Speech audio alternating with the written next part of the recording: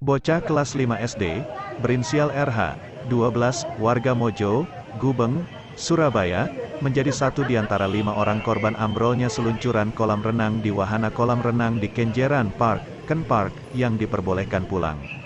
Pertama kali masuk ke dalam ruang IGD RSUD Dr. Suwandi, bocah yang mengenakan kaos oblong warna biru dongker itu, didiagnosis mengalami luka pada anggota tubuh bagian tengah, yakni nyeri pada bagian tulang punggung, dan sesekali rasa nyeri yang semula mencengkram punggungnya itu, berpindah ke area perut.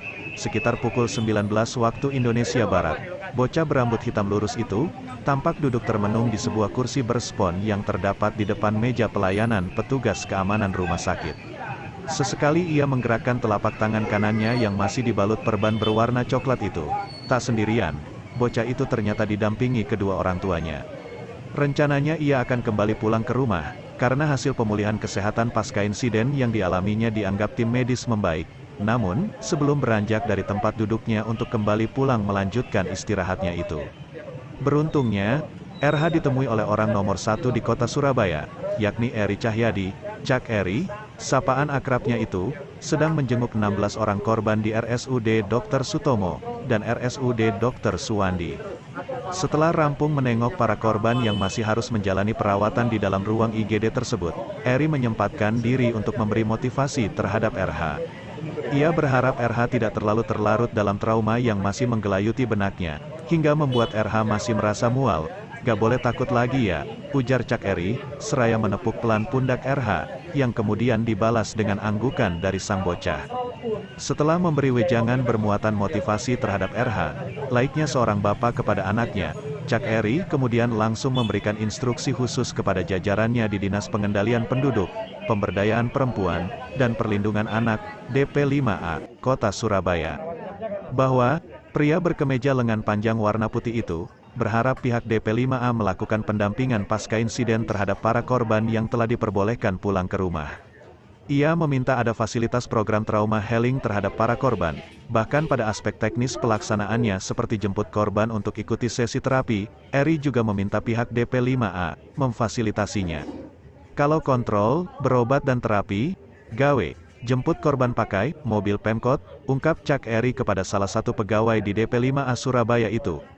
Jadi tadi dari Dr. Sutomo, ada 8 di Dr. Sutomo, ada 8 di Rumah Sakit Suwandi.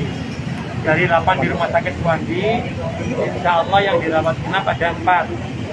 3 ini patah tulang, tapi yang 1 ini tidak ada kendala apa-apa, CT scan juga normal, patah tulang tidak ada, tapi orang pusingnya. Sehingga 1 ini tetap harus ada rawat inap observasi dulu. Tapi insya Allah kita sama-sama berdoa tidak terjadi apa-apa, karena scan-nya juga normal semuanya.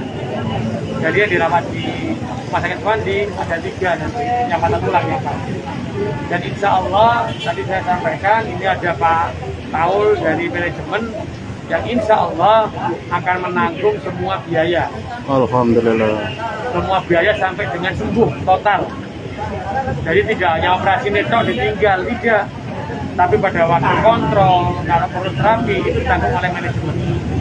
Yang kedua, pemerintah kota akan mendampingi semua korban melalui trauma healing yang dilakukan oleh DP5A. Ya, akan didampingi terus. Dan nanti pada waktu kontrol, pemerintah juga ikut. Saya pastikan, saya wajah kontrol, ternyata tidak punya kendaraan, maka wajib fardu ain pemerintah kota untuk mengantarkan kontrolnya ke rumah sakit.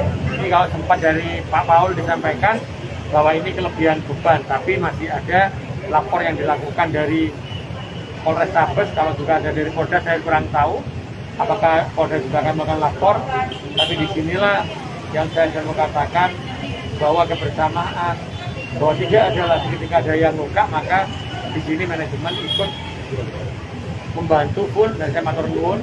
Tapi juga harus dilihat perizinannya, kita akan lihat evaluasi lagi. Semoga ini memang, kalaupun tadi human errornya disampaikan karena apa? Karena kelebihan beban yang diukur lagi, berarti karena kelebihan diukur pun benar dijogo. Tidak ada orang yang lebih dari sana. Tapi inilah yang namanya musibah, tapi semoga ini bisa menjadi pembelajaran bagi kita semua. Apapun investasinya, keuntungan juga dapat, tapi keselamatan jiwa, kepentingan masyarakat jauh lebih utama daripada yang lainnya. Jadi,